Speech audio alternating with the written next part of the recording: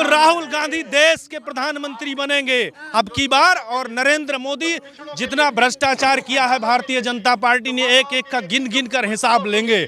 लेकिन हमारा राहुल ऐसा नेता जो देश के लिए मर जा रहा है, मिट जा रहा है, ऐसा नेता नहीं देखा है।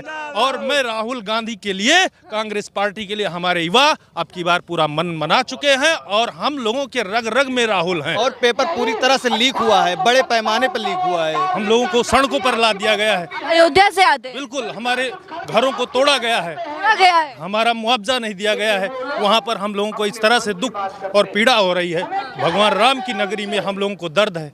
अभी हम सब पुलिस का पेपर देकर आए हैं, कल आते घर आते आते पता लगा पेपर लीक हो गया। इसके शासन कह रही है कि पेपर लीक नहीं। प्रशासन चोर को चोर कहा जाएगा तो कभी नहीं मानेगा कि मैं चोर हूँ।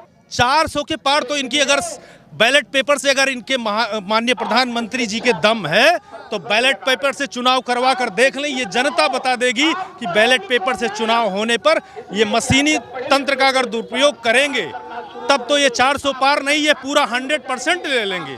नमस्कार, स्वागत है आपका मेरे चैनल पर। मैं निशा झा इस वक्त अमेठी जिले में मौजूद हूँ और जैसा कि आप लोग जानते हैं जो अमेठी जिला है ये गांधी और नेहरू लगातार अमेठी सीट से जीतते थे 1980 से लेकर 2014 तक। आप देख सकते हैं जिस तरीके से लगातार राहुल गांधी की भारत जोड़ो यात्रा भी चल रही है।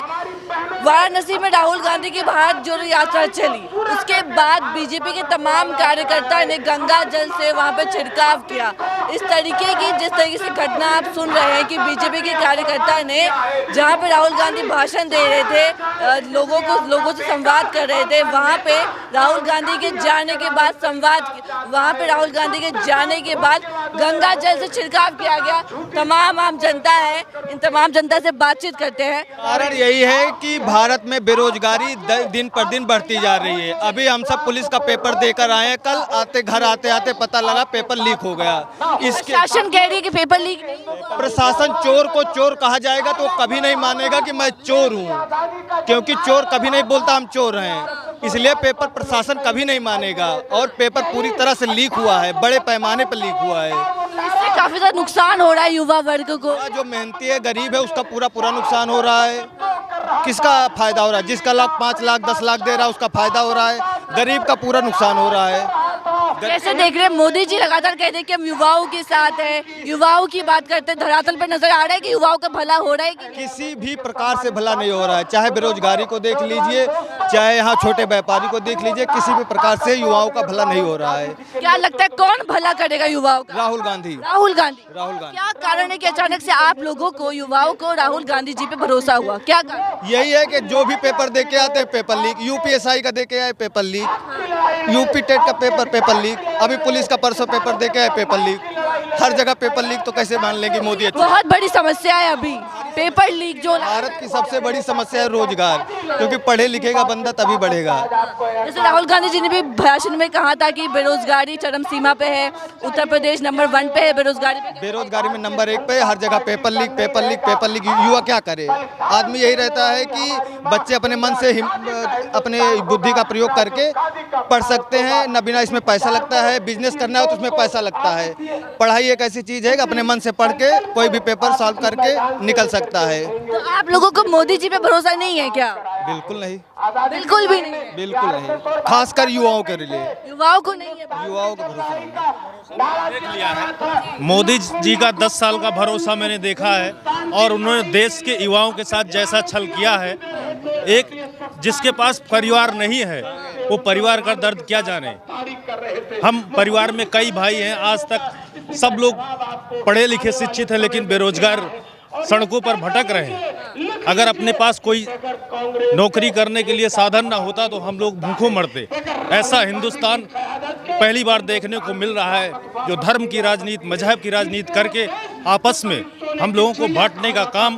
भारत के महान प्रधानमंत्री ऐसे हुए हैं जो इस देश को बांट रहे हैं, नफरत की राजनीति करके हम लोगों के दुख दर्द को भी नहीं समझ रहे हैं। युवाओं को छला जा रहा है, युवाओं को छला जा रहा है भाजपा के राज में। बिल्कुल छला जा रहा है। मैं अयोध्या धाम से हूँ और अयोध्या में ऐसी हालत कर दी गई है, हम लोगों को सड़कों पर ला दिया गया है। अयोध्या से आते हैं। बिल्कुल, हमारे घरों को तोड़ा गया है, छोड़ा गया है। हमारा मुआवजा नहीं दिया गया है। वहाँ पर हम लोगों को इस तरह से दुख और पीड़ा हो रही है। भगवान राम की नगरी में हम लोगों को दर्द है। इससे माननीय प्रधानमंत्री जी को ये संदेश देना चाहते हैं कि हम लोगों को ऐसे दर्द के लिए हम लोगों को रोजगार दें।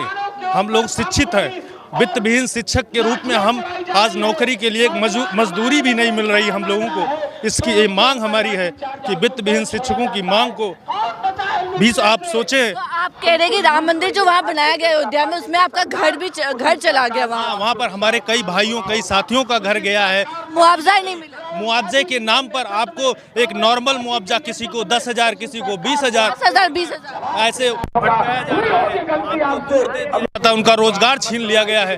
तो आप कैसी न्याय की बात कर रहे हैं, कैसे राम की बात कर रहे हैं, रामराज की बात कर रहे हैं। ऐसे रामराज की कल्पना भारत के सभी नागरिक नहीं कर सकते हैं, हिंदुस्तान की आवाम नहीं कर सकती। जहां पर हिंदू मुस्लिम सिख ईसाई का ये देश है, सबको लेकर चलने का देश है।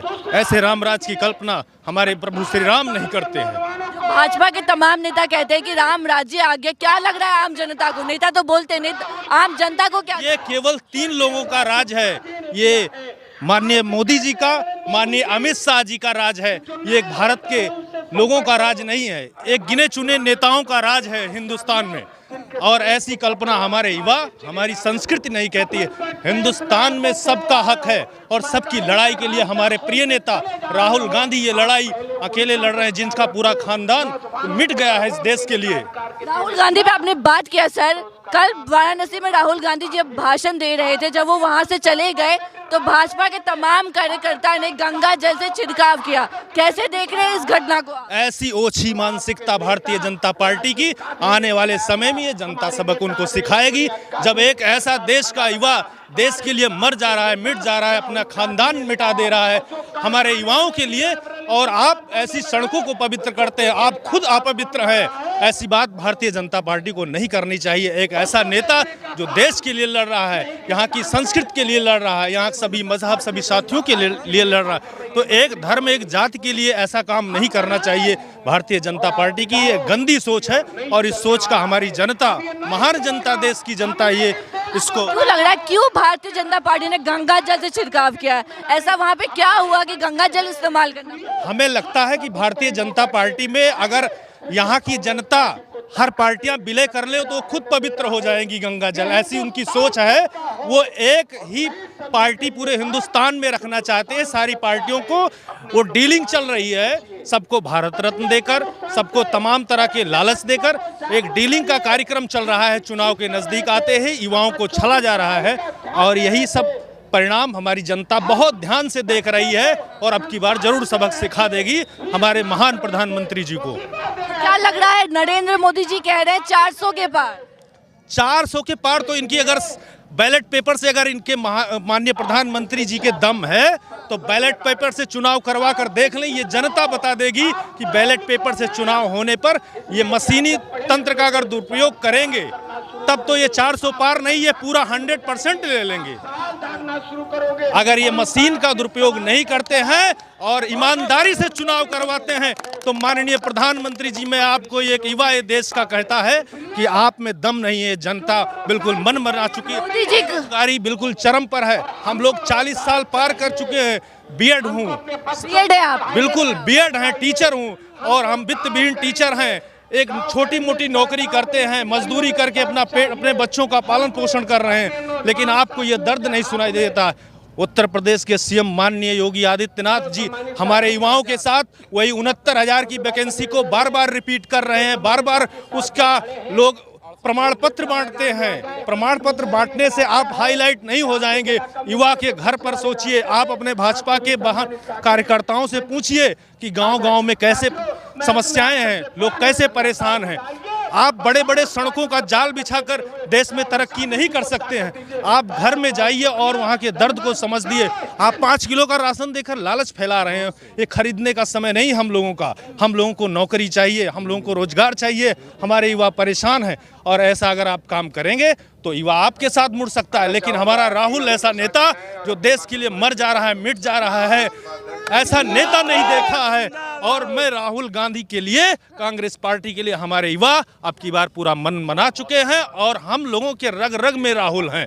स्मृति ईरानी भी आई है अमेठी में 4 दिन के संसदीय दौरे पर। क्या लग रहा है, जनता जुड़ेगी हम स्मृति ईरानी के साथ? ईरानी का पूरा इतिहास खंगाल कर हमारी जनता जानती है, वो कहां से पैदा हुई और कहां को जा रही हैं। उनका चैप्टर उठाइए, जो दूसरों के, अब हमको नहीं कहना चाहिए ऐसे महान नेता को जो दूसरों की संस्कृति को छीनकर और दूसरे के घर में राज करने के लिए किस तरह से आई हैं और यहाँ की जनता को कैसे गुमराह करके, और वो यहाँ का दौरा करने के लिए बीच बीच में कभी कभी सोचती हैं आने के लिए और फिर भी नहीं आती हैं। राहुल जी तो यहीं हमेशा बने रहते हैं। चीनी देने की बात कर रहे थे, यहाँ पे चीनी भी बंद कर दी, मिट्टी का तेल भी बंद कर दिया, और घर घर में बोलते हैं कि बस राशन लेकर आप बैठो, यही राशन खाओ, 5 किलो राशन, अंगूठा लगाओ 1 महीने। सिलेंडर में आपने क्या दिया? आपने जो सिलेंडर का झूठा लाभ दिया है, आपने उसको एक लोन दिया है। आप लोन दिया जो पढ़े लिखे शिक्षित घर के लोन, उस पर सब्सिडी थोड़े आती। जब आपका लोन खत्म हो जाएगा तब आप। राहुल गांधी जी प्रधानमंत्री बने, बिल्कुल जनता बना दिए हैं। बिल्कुल राहुल गांधी देश के प्रधानमंत्री बनेंगे अब की बार। और नरेंद्र मोदी जितना भ्रष्टाचार किया है भारतीय जनता पार्टी ने, एक एक का गिन गिन कर हिसाब लेंगे। जैसे उन्होंने लोकतंत्र की हत्या करने का पूरा प्रयास किया है, ठीक उसी तरह से उनके सभी लोकतंत्र को हत्या करने वाले एक एक नेता की लिस्ट बन चुकी है और उनको हमारी जनता ही सबक सिखाएगी।